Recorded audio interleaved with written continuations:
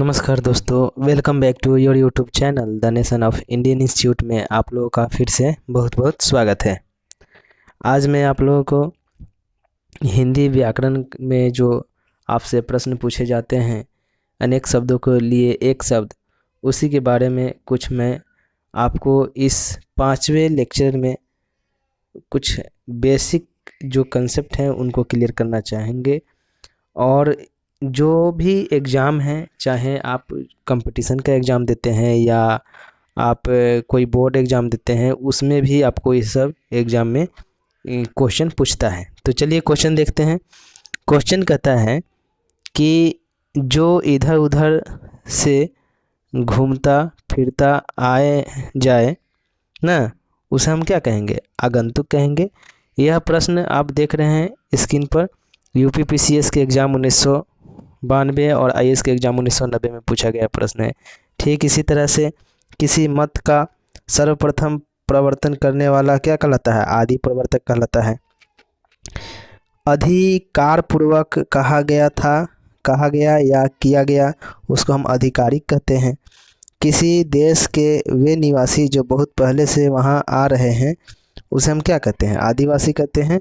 जो स्वयं का मत मानने वाला हो, उसे हम आत्माभिमत कहते हैं। यह यूपी पीसीएस के एग्ज़ाम 2011 में पूछा गया प्रश्न है। इसी तरह से आप इधर देख सकते हैं, जो आदर करने योग्य हो उसे हम आदरणीय कहते हैं ना। यह प्रश्न जो है आईएएस के एग्ज़ाम 1990, 1995, 1999 और 2007 में पूछा गया प्रश्न है। ठीक है। आशा से अधिक किसी आशा ना की गई हो, किसी की आशा ना की गई हो, उसे हम क्या कहते हैं? आशातीत कहते हैं। यह जो प्रश्न है अपर सब डिवीज़न 1983 में पूछा गया प्रश्न है। लो सब डिवीज़न इधर आपको 2003 में पूछा गया प्रश्न है। ऋषि निर्मित अथवा कथित, देखिए ऋषि मुनि द्वारा जो बनाया गया है या उनके द्वारा कहा गया है, उसे हम क्या कहते हैं? आर्ष कहते हैं। दैव अथवा प्राकृतिक द्वारा होने वाला दुख, देखिए ऐसा दुख जो देवताओं द्वारा हो या प्राकृतिक द्वारा हो, उसे हम अधिदैविक कहते हैं।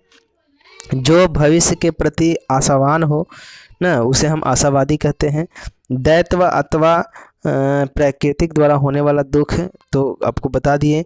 इसी तरह से भूतों अर्थात जीवों द्वारा होने वाला दुख, देखते रहिएगा किसी किसी को भूत आ जाता है, प्रेत आ जाता है देह पर ना, वो बड़ा परेशान रहता है, उसे हम क्या कहेंगे?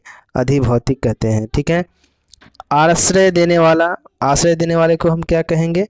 आश्रयदाता कहेंगे।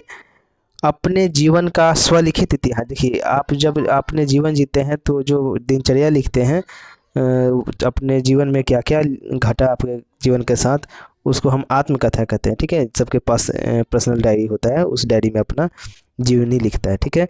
बहुत कम लोग लिखते हैं। किसी वस्तु को आधुनिक रूप देने वाले की क्रिया क्या कहलाती है? आधुनिकीकरण कहलाती है।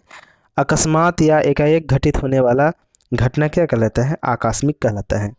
आकाश से सुनाई पड़ने वाली वाणी क्या कहलाती है? आकाशवाणी कहलाती है। आंतों में होने वाला दुख क्या कहलाएगा? आंतरिक कहलाएगा। आकाश को चूमने वाले को क्या कहेंगे? आकाशचुंबी कहेंगे या गगनचुंबी कहते हैं। यह तो आप लोग जानबे करते हैं। आदि से अंत तक को क्या कहेंगे? अधोपांत या आद्यांत कहेंगे। यह जो प्रश्न है यूपी पीसीएस के एग्ज़ाम 1984, आईएएस के एग्ज़ाम 1992, 2002 और 2007 में पूछा गया प्रश्न है। ठीक है। भगवान के सहारे निश्चित आय, जो भगवान के सहारे रहते हैं कि उन्हीं के मर्जी से हमारा जो भी आमदनी हो, उसे हम क्या कहते हैं? आकाशवृत्ति कहते हैं। जिस पर आक्रमण हो उसे हम आक्रांत कहते हैं। आक्रमण करने वाले को क्या कहते हैं? आक्रमणकारी कहते हैं। वह स्त्री जिसका पति परदेश से लौटा हो, उसे हम क्या कहेंगे? आगत पतिका कहते हैं।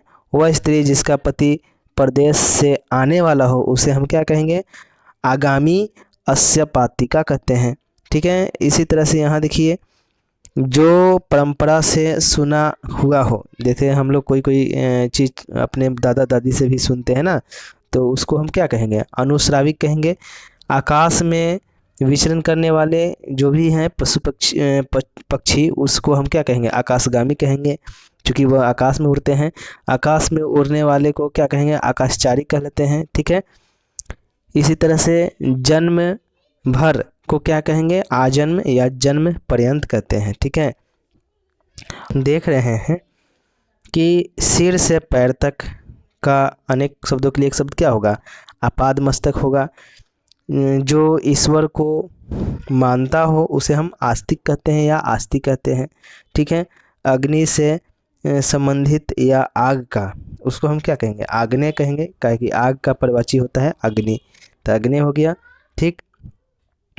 जिस पर किसी का आतंक छाया हो उसे हम क्या कहेंगे, आतंकित कहेंगे। जिस पर किसी का आतंक छाया हो उसके आतंकित हो गया। आत्मा और ईश्वर से संबंध रखने वाले को क्या कहेंगे, आध्यात्मिक कहेंगे। जो आत्मा ईश्वर से संबंध रखता है उसे हम आध्यात्मिक कहते हैं। अतिथि की सेवा करने वाले को क्या कहेंगे, अतिथेयी कहेंगे। यह जो प्रश्न है यूपीपीसीएस के एग्जाम 2006 में पूछा गया प्रश्न है, ठीक है। अतिथि सत्कार की भावना को क्या कहेंगे, अतिथेय कहेंगे, ठीक है।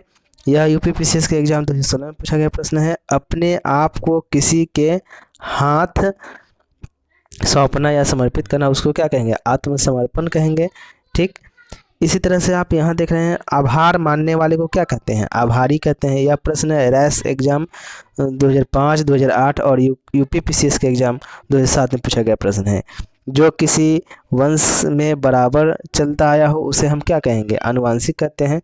बहुत सारी आनुवांशिक बीमारी होती है कि आपके पूर्वज में किसी को है तो वह बीमारी हो जाती है, जैसे कैंसर हो गया, ये सब बीमारी होता है, ठीक है।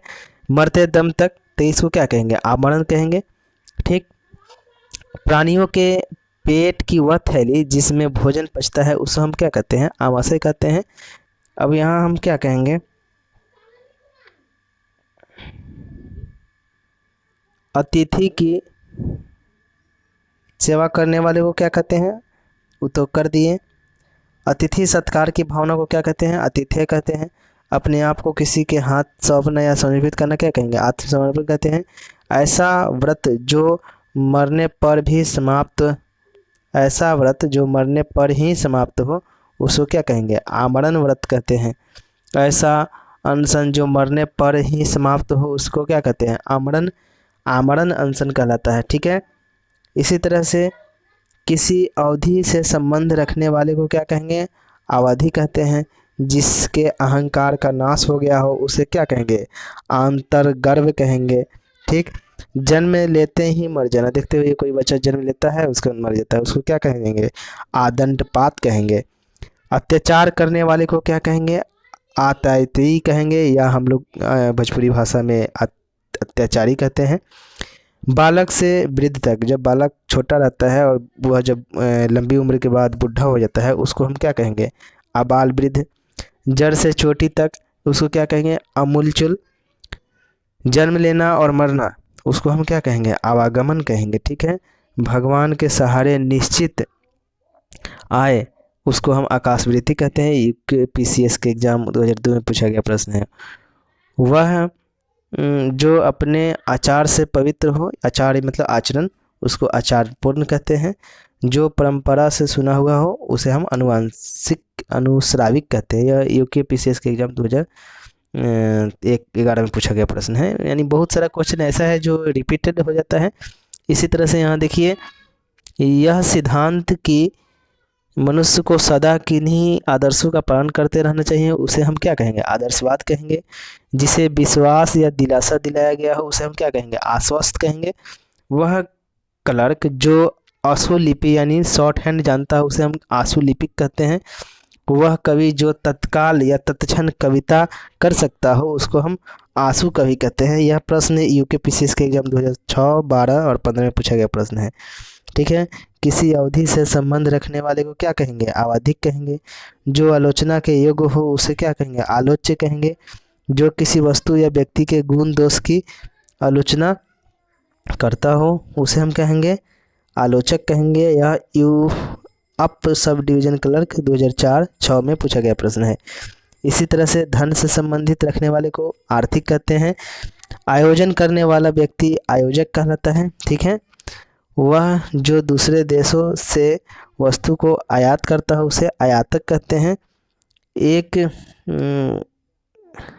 एक देश द्वारा दूसरे देश से वस्तुओं का मंगाया जाना आयात कहलाता है, ठीक है। जिस पर आक्रमण हुआ हो उसे आक्रांत कहते हैं।